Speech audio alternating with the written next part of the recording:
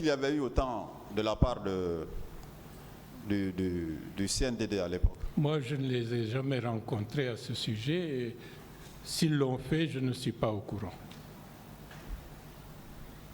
Cela ne confirme-t-il pas qu'il n'accordait aucun intérêt à la peine de ses victimes? Bon, vous savez, on vivait une période très troublée. Peut-être que même s'il faisait des choses, moi, je n'étais pas au courant de ce qu'il faisait en direction des victimes. Mais bon, dans une certaine mesure, puisque la grande majorité des personnes qui ont été blessées répondaient à peu ou prou au nom de notre parti politique, je n'ai pas eu connaissance qu'il y avait des gestes qui ont été faits à leur égard. C'est qu'il n'y en a pas eu, M. Ba. Merci. Merci à vous.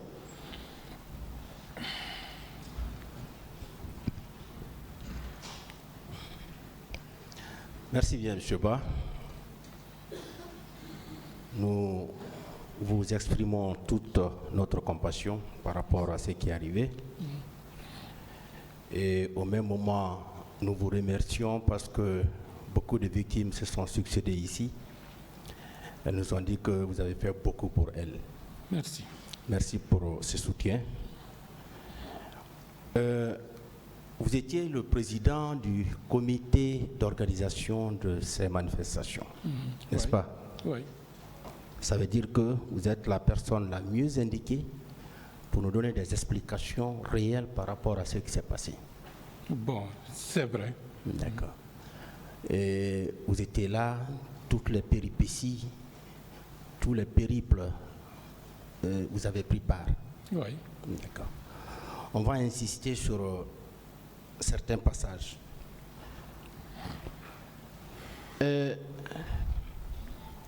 Vous dites que ce qui vous a surtout amené à penser à cette manifestation, c'est la sortie du président Dadis au quartier Boulbiné. Je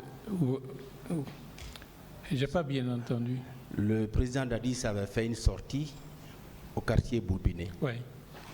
Et au cours de cette sortie, il a dit qu'il pouvait, n'est-ce pas, se présenter à toute élection présidentielle. C'était un coup de semonce et nous avons pris conscience du danger qui guettait le pays et nous avons usé juste après avec le doyen Jean-Marie au niveau des forces vives de toutes les diligences pour rencontrer le CNDD, pour aller nuitamment rencontrer le capitaine Dadis pour les amener à renoncer à leur projet. Malheureusement, nous n'avons pas réussi. D'accord. Et le colonel Moussa Keïta, le secrétaire permanent du CNDD, a dit clairement Dadis ou la mort. C'est vrai. Ça a aussi contribué. Oui, parce que la première étape, c'était la déclaration du capitaine Dadis à Boulbiné. La deuxième étape, c'était cette déclaration du colonel Moussa Keïta, secrétaire permanent du CNDD, Dadis ou la mort, qui était pratiquement comme si c'était un programme politique. Et il y a l'événement du palais aussi, l'esplanade du palais. L'esplanade du palais est venue après, parce que c'était en crescendo que les choses se sont passées. Et la sortie de l'abbé, ça n'a pas contribué?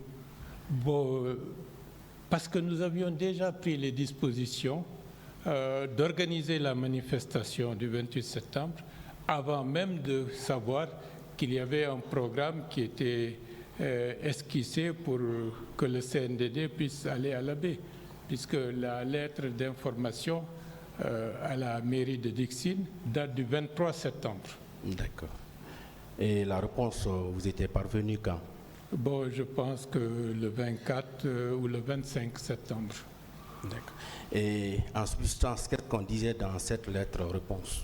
Bon, pour la mairie, que le stade n'est pas dans leur juridiction et qu'ils ne peuvent pas prendre des dispositions à cet égard. conformément à notre demande. Et comme dans notre lettre, nous avions demandé à ce que la mairie prenne les dispositions pour assurer la sécurité des manifestants, ils ont rajouté qu'ils ne disposent pas de force en mesure de sécuriser la population et les manifestants.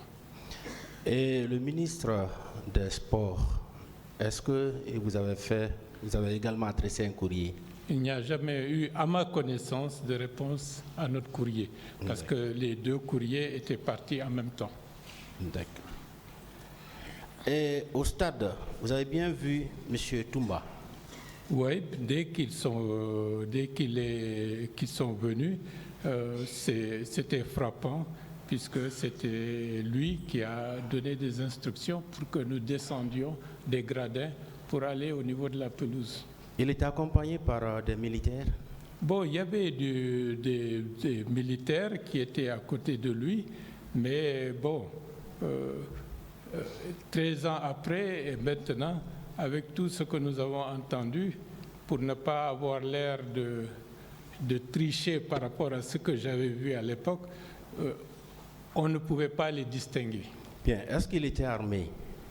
On n'a pas remarqué ça aussi? Non, non, je n'ai pas cherché à vérifier. Est-ce que vous l'avez vu tirer sur la population? Je ne l'ai pas vu tirer sur qui que ce soit. D'accord. Et M. Tieboro, est-ce que vous l'avez vu tirer aussi sur la population? Je ne l'ai pas vu tirer sur qui que ce soit. Vous dites que c'est lui qui vous a aidé à sauver Elhadji Cellou? Oui, bien entendu, c'est lui qui nous a sortis de ce pétrin, parce que s'il n'était pas venu à ce moment-là, je me pose la question de ce qu'on serait devenu. Et est-ce que M. Toumba a également mis des leaders dans sa voiture? Bon, il a pris tous les autres, il les avait amenés avec lui. Nous, on est restés derrière parce que Elhadji Cellou était par terre et je ne pouvais pas l'abandonner. D'accord.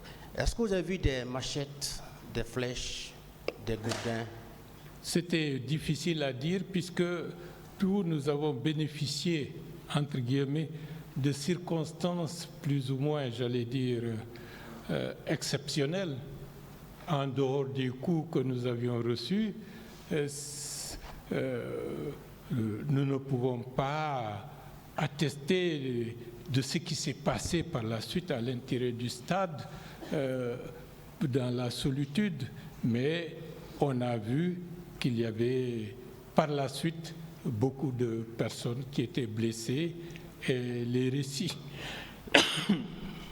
que nous avons enregistrés étaient macabres.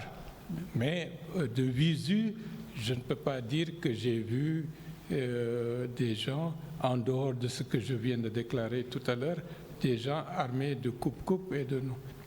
On était dans d'un espace qui était loin du grand monde. Donc, est-ce que vous avez remarqué la présence des miliciens, des gens qui étaient habillés en t-shirt, genre Chelsea et autres? Bon, sur le coup, on a vu des gens avec des espèces d'uniformes qui n'étaient pas du tout conformes avec l'allure de ce que les forces de défense et de sécurité doivent porter. Bon, il y avait des civils, donc ceci et c'est ceux-là qui nous poursuivaient pour nous asséner de coups avant l'arrivée du colonel Tibourou. Bien, vous dites au camp Samori, vous avez vu un camion militaire qui était venu, mais vous n'avez pas pu voir l'intérieur. Oui. Mais ça m'a tiqué. Un camion était quand même venu. Oui, c'était comme si les parois étaient très hauts, donc on ne pouvait pas savoir ce qu'il y avait à l'intérieur. Et il avait garé à quel niveau précisément? Dans l'espace qui mène au dispensaire du camp Samori. Il y avait beaucoup de militaires autour. Bon, dès que le camion s'est garé, j'ai l'impression que c'était comme s'il n'y avait pas quelque chose de particulier. J'ai simplement vu un militaire essayer de voir ce qu'il y avait à l'intérieur. Et après, il est redescendu. Et voilà. Il vous a quand même semblé qu'il y avait Non, quelque chose à l'intérieur. ça m'a semblé bizarre.